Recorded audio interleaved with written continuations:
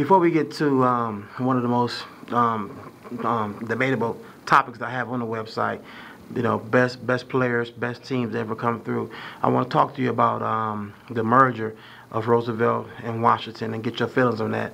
I know as a player of East Chicago Central, my feelings is that I felt like when they merged the schools, a lot of scholarships were trimmed down as far as the basketball, because originally you had two teams, you had 12 roster spots. Now it's just 12 spots. When you heard about Washington and Roosevelt combining, what was your feelings on that? Well, I agreed with you. I felt it's always better to have, a smaller school so more kids can participate. And when they merged, though, I think it had something to do also, though, with the population in East Chicago was gradually falling. There was no need for two schools to keep two schools operating. So I understand that point, too.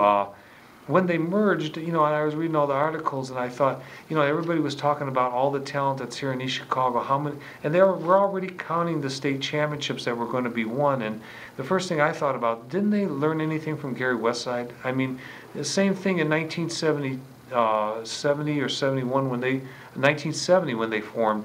Everybody was talking about how many state championships they were going to win, and look how long it took them to get one. And sure enough, history repeated itself where, not until 2007 did East Chicago get their first title. Exactly. What is the difference between basketball in your era than basketball after you, 80s, 90s, and 2000s in East Chicago?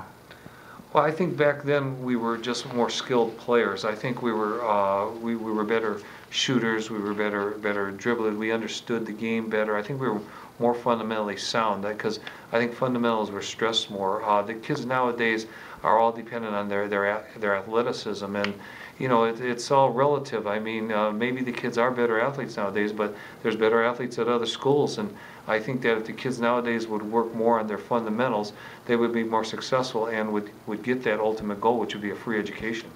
Gotcha.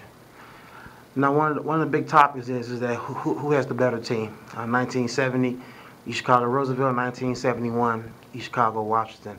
I want to get your feedback on that. I read an article in the newspaper in 2007. One of the guards from Roosevelt, Mike Artis, stated that you guys are the fan pick because you guys were more glorified with your careers after high school, but there's no way you guys are a better team because you couldn't stop Jim Bradley. So I want to get your feelings on that quote and also who you feel like is the better team. Well, number one, I'm not going to say Roosevelt was better. We let's get that out of the way right now, okay? But I think it's just an honor that they can talk about two teams 40-some years later and still have this controversy. As far as trying to say, who would be the better team? No, we didn't have a player like Jim Bradley, and I could talk for an hour about how I feel about Jim Bradley, but I think that we had more weapons than they did. I think that our big guys weren't as big, but they're more skilled, and I think that it had been a hard matchup. I definitely think we were more dominant in the backcourt, and if you just look at what really happened, we lost those guys by 3 points when they were seniors, and don't forget we had another year of maturity, physical and emotional and mental maturity, and we were a better team in 71 than we were in 70 with basically the same guys. So I got to believe that if all said and done, if we all magically became the same age, we would have beaten that team. That's just my opinion. But as far as Marco Artis is concerned, I want to challenge him right now to meet me in Riley Park next Saturday at noon, and I'll be there. And let's just go one-on-one, and we can settle this right now. Gotcha. Okay. Now, one of the hot topics is starting five. I want to get from you who is your all-time starting five, East Chicago history or Indiana. So let's hear it. All right. Well, I'm going to do this. A couple things. First, I'm going to go with the guys before my time. And I got to do this, and I want to apologize to all the Roosevelt people because I was a Washington guy, so I'm going to miss some Roosevelt guys. But here's my starting five before: Ray Regelis, Nick Matus, Bob Cantrell, Rich Mason, and Ron Diviak. That would have been my starting five before my era. After my era, this is my starting five. Or no, during my era, this is during my, okay.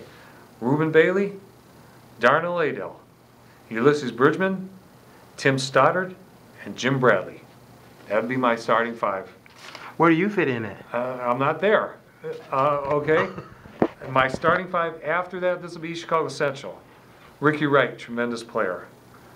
Willie Puckett. People don't know how good Willie Puckett is. I got a chance to coach Willie Puckett for 2 years at junior college, and he was an All-American. I'm going to put Tony Harris on that. Tony Harris is the kid that, had the consolidation been 1 year earlier, they could have played together with that team and went to the Final Four. Might have been something there. I got to put E'Twaun Moore there. E'Twaun Moore is the all-time leading scorer and rebounder in the history of Central High School.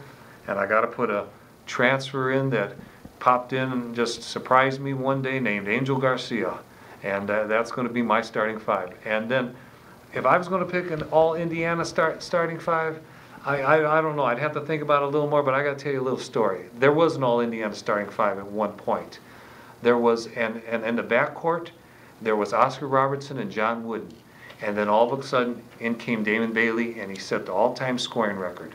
So somebody was talking with Coach Wooden and said, Coach, you know this kid Damon Bailey, he's a pretty good player. And Coach said, I know. And he goes, well, Coach, you know, he just set the record for the most points. Coach said, I know. He says, Coach, he says he's 6'3", 190 pounds, 195 pounds. What were you when you played? 5'10", 170? He says, yeah. He says, well, you know, Coach, he says, there's rumor has it that maybe Damon Bailey deserves to be on that all-time starting five. And Coach said, well, you know what, that might be true. And Oscar's going to be real disappointed.